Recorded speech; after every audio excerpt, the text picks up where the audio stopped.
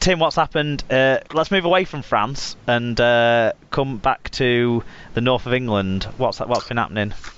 Yeah, Halifax Blue Sox have signed Sean Robinson from Featherstone on a one-year deal. Robinson, the ex-Oxford player, of course, 29, scored 15 tries in 30 appearances for the Rovers in 2018. John Wilkin. Oh no, this is you, Alan. It is.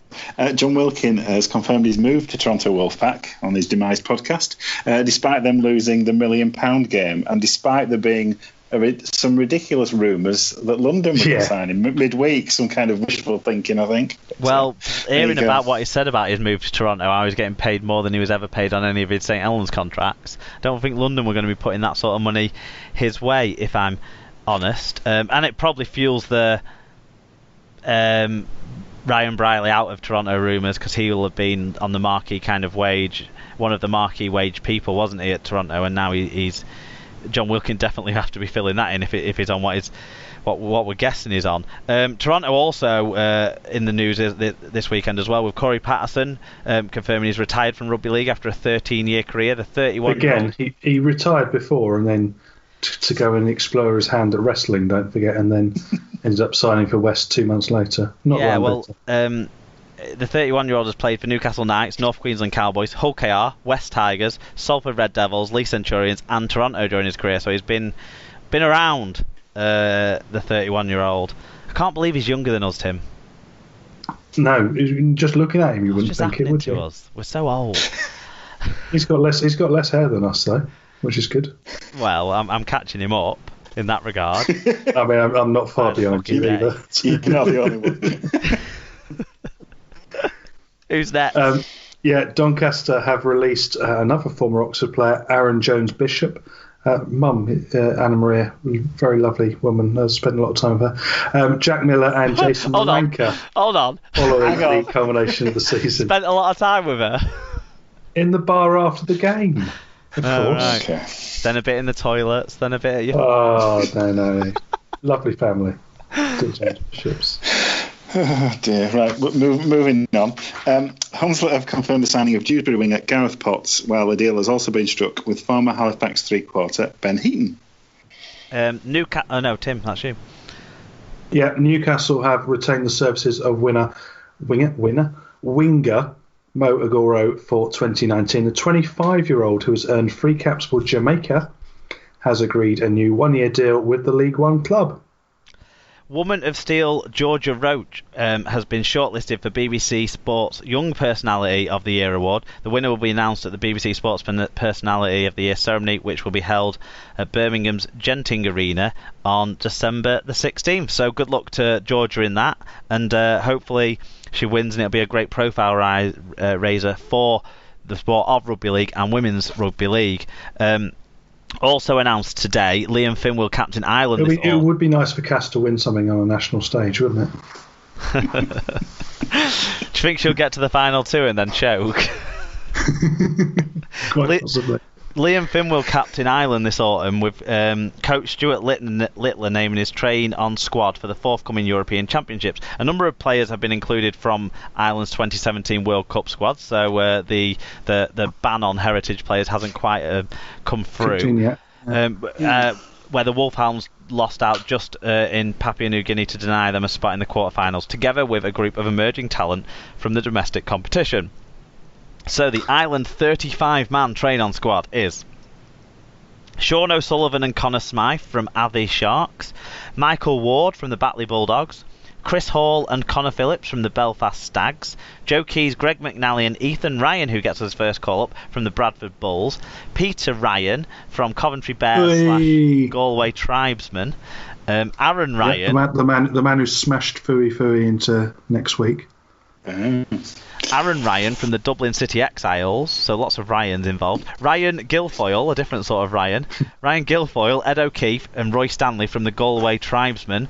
Ronan Michael from Huddersfield Giants / Longhorns Rugby League. Lewis Bienek from Hull FC.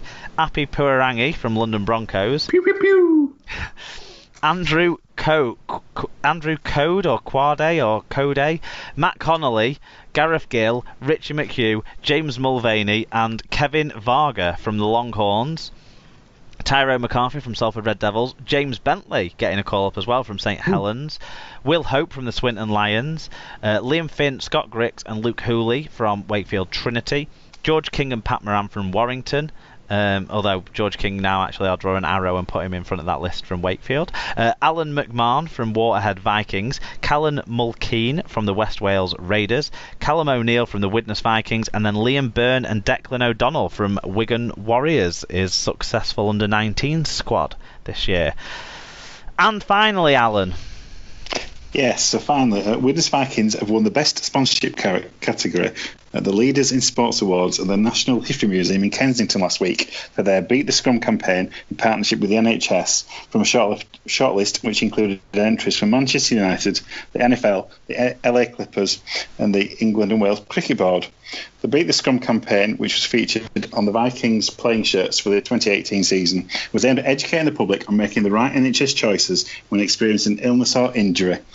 Widnes players and other legends of rugby league were involved in creative social media campaigns, which were showcased in Super League matchday events, having been commissioned by a coalition of NHS organisations within the Mid-Mersey A&E Delivery Board and supported by Renova Developments. Well, it's nice to someone at Widnes to show some creativity this season. Honestly, though, it's been a really good and sensible campaign, and under the current regimes we operate under, the funding for NHS is not where we would need it to be for the demands on the service, and the Beat the Scrum campaign has really, tried really hard to promote positive messages about the services that are there in a really engaging way. Yeah, that people can understand. The Halton Council are very forward thinking over that in that neck of the woods as well, in terms of some of their stuff they do just for my day job. So yeah, they're doing some good things over there. Do you think it's something that the NHS bodies around the north of England might look at expanding, Alan? Possibly so. I mean, it's one of those things that it's a difficult message to get across, isn't it? And it is tackling it in a different way, because the messages that have been tried before haven't worked. So it's good to see somebody trying things in an innovative way. Yeah, exactly, and engaging fully with the community. And hopefully, when Widnes do eventually appoint a new coach, they can refilm some of the stuff that Dennis Betson, and the public will be able to understand the message even more clearly. Well, if rumours are true, it could well be Andrew Henderson. So good luck. They'll have to just put it on half speed when they play it back. Okay, that's the news then from around the world of rugby league. Let's now not look forward, because we've got nothing really to predict, but we'll just wrap up this final regular show of 2018 with a little bit of a quiz.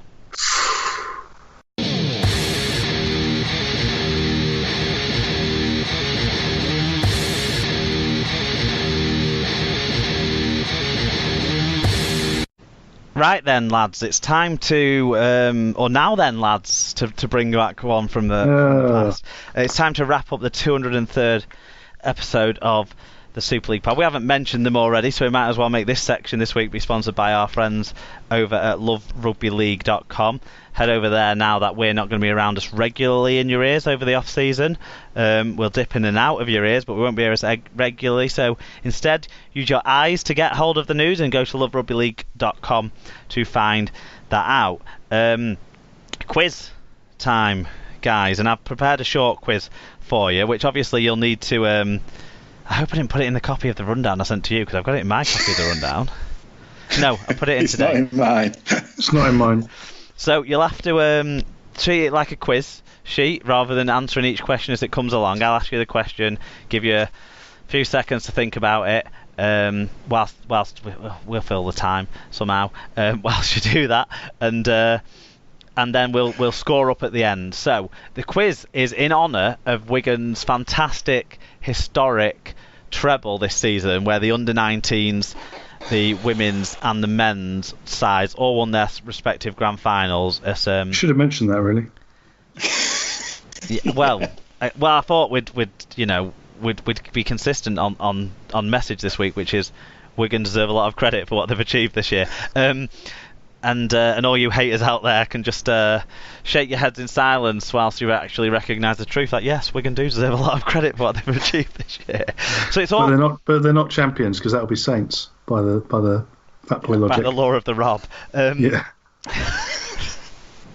Yeah, but I mean, he puts his hand on Hobbs, so how much credit? That sounds like that's something to do with Calvin and Hobbes. So it's rugby league trebles of one sort or another, and I'm trying to make them quite easy. So the first question is, which Wigan player scored a grand final hat trick this weekend? And just write down your answers. No conferring.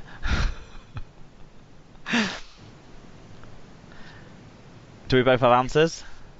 Yep. We've got an answer. Okay.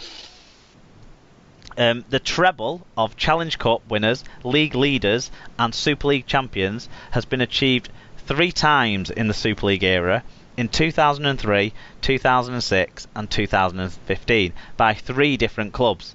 All I need you to do is name the clubs for which year they won it in. So, who won it in 2003, who won it in 2006, and who won it in 2015?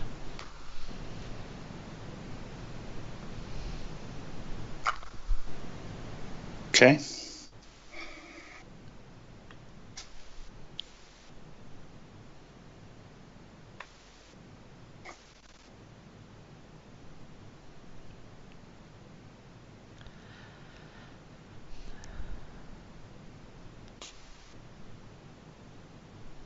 Tim?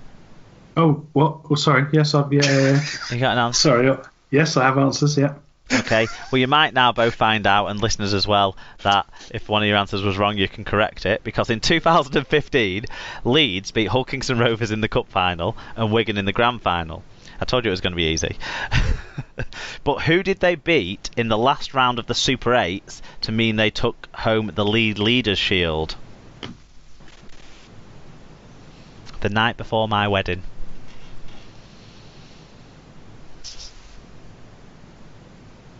Okay. That's. I mean, the wedding part's not a clue. It's just a bit of context for us whilst me and the listeners are having a chat whilst you two are working it out. Okay. I'm there. Alan's there. Yeah. Yeah. Yep. Yeah. Okay. Well, I've got an answer. Yeah. Number 4. Saturday was Sean Wayne's 3rd Super League Grand Final win, all 3 coming against Warrington. So there's some trebles in there. Only 3 players have played for Wayne, so for Wigan, in all 3 games. Can you name them? And I'll give you a clue to half down your chances. They're all forwards. Okay.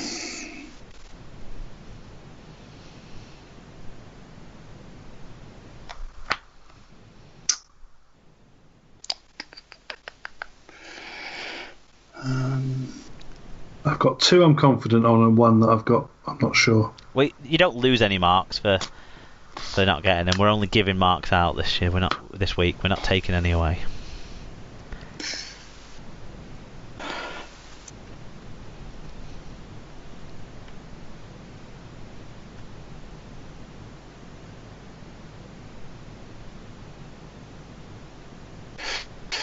Okay. I'm confident about 2, but no, actually no, I'm not. I'm confident about 1. I've got this for the other 2. One of them's pretty easy, I think. Yeah, I think that might be the one I've got. Okay, final question. How many times during their decade of dominance between 1985 and 1995 did Wigan win the treble of Challenge Cup winners, League champions and Premiership final winners? So I just need a number. So there were 10 occasions where it could have happened. Well, 11, really. 11, yeah.